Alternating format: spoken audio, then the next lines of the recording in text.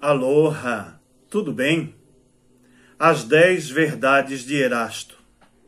O personagem Erasto está ligado à história do cristianismo original.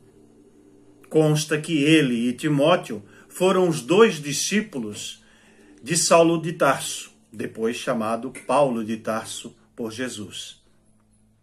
Esse discípulo de Saulo de Tarso acompanhou o mestre durante as suas viagens e as suas pregações.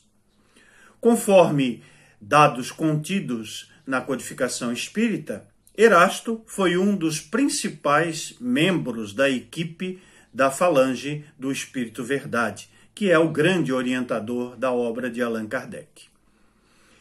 Em O Livro dos Médiuns, capítulo 5, item 98, ele é exatamente identificado como aquele discípulo de Saulo. É de sua autoria uma mensagem longa junto com Timóteo, contida no capítulo 19 da mesma obra. Mas este vídeo é para tratar da mais pontual advertência de Erasto a Kardec e aos espíritas de todos os tempos. Disse ele: melhor é rejeitar 10 verdades do que aceitar ou acatar uma única mentira. Esta foi, então, a principal baliza ou regra de que se valeu Allan Kardec para o exame das numerosas comunicações que ele pôde se debruçar nos quase 12 anos de trabalho de codificação do Espiritismo.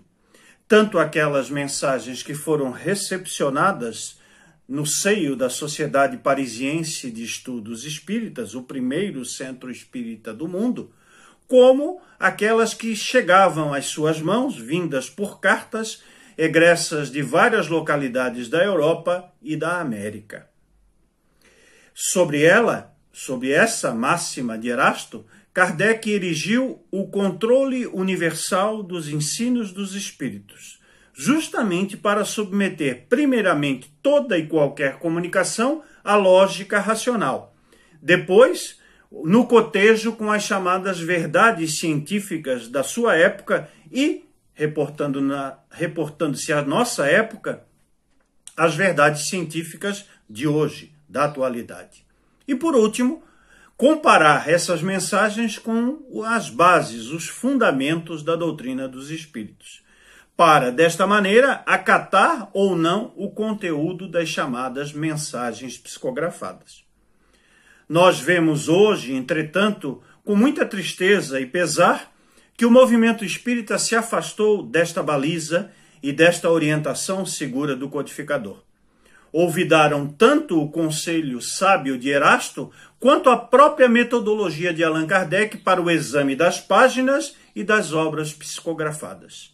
Ao invés, então, do movimento espírita ou dos espíritas submeterem ao crivo da razão, da verdade lógica e cotejarem as mensagens de hoje com a base kardeciana, as pessoas que se dizem espíritas acabam elegendo em subordinação, em substituição àqueles critérios, a autoridade do médium ou a autoridade de dirigentes ou de instituições espíritas, que são instituições humanas.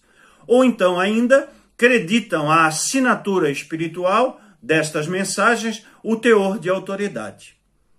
Ao abandonar o método de Kardec, deixam de seguir o sábio e prudente conceito e conselho erastiano para se filiar, conforme sempre disse o professor Herculano Pires, às novidades de ocasião. É preciso, então, remontar a Erasto e resgatar os critérios de Allan Kardec para que o Espiritismo, então, resulte voltar aos seus basilares fundamentos, afastando-se de enxertias e de pseudo-verdades, que são aclamadas verdadeiras por muitos. Kardec nunca se preocupou com a mera opinião dos homens. E vale lembrar que os espíritos desencarnados continuam sendo homens com suas limitações após a morte.